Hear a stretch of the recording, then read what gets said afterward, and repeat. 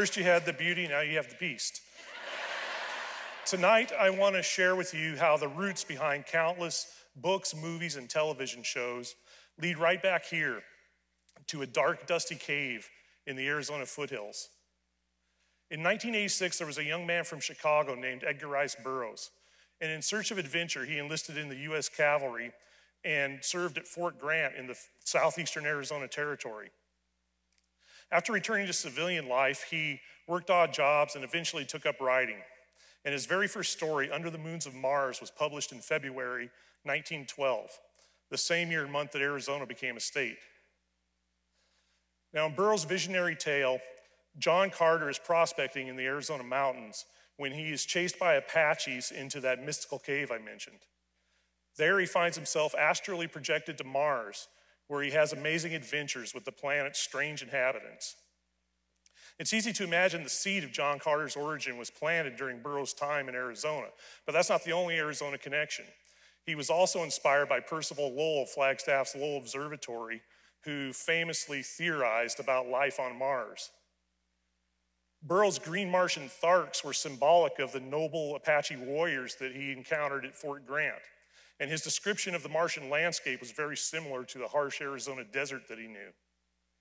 In the 1970s, I discovered A Princess of Mars, the novel that collected Burroughs' first Martian stories. And for a kid in a small Arizona town with no theater and only one TV channel, it was the ultimate escape. But it wasn't just the swashbuckling action or the beautiful princess, Dejah Thoris, that captured my imagination. As a native Arizonan, it was the fact that John Carter was traveling to Mars via that weird Arizona cave. I mean, how awesome is it that his adventure begins as an Arizona Western? So how does all that connect back to contemporary pop culture? Over the years, I've discovered the far-reaching significance of Burroughs' writing and how it has woven its way into the fabric of American zeitgeist.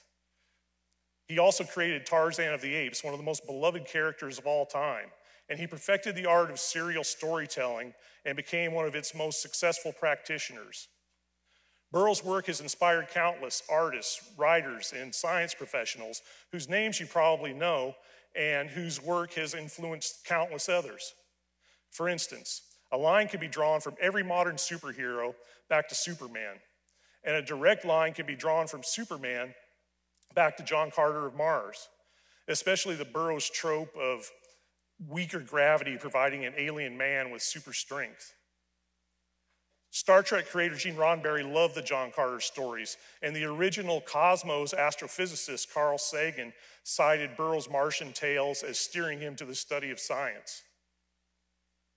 Stan Lee, the co-creator of the Marvel Universe, often mentions Burroughs as one of his influences, and in his recent memoir, he's even depicted as a kid reading A Princess of Mars. James Cameron's Avatar is the highest grossing film of all time. And it's the story about an incapacitated soldier having an out-of-body experience with weird aliens on a strange planet, just like John Carter. George Lucas wanted to make a Flash Gordon movie, but he couldn't get the rights, so he made Star Wars. And the key is that Flash Gordon was inspired by Buck Rogers, and they were both inspired by John Carter. 100 years after that first John Carter story was published, the movie finally came out, and a lot of people thought it was a ripoff of Star Wars.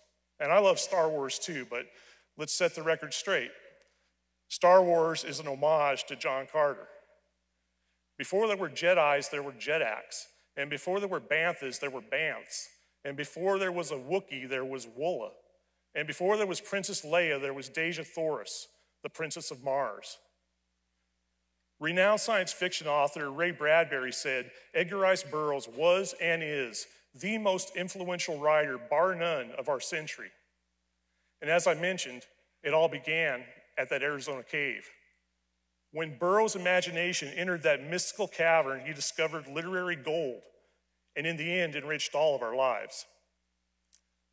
Google search A Princess of Mars free and read the book online. And follow the Arizona Cave on Facebook if you'd like to learn more.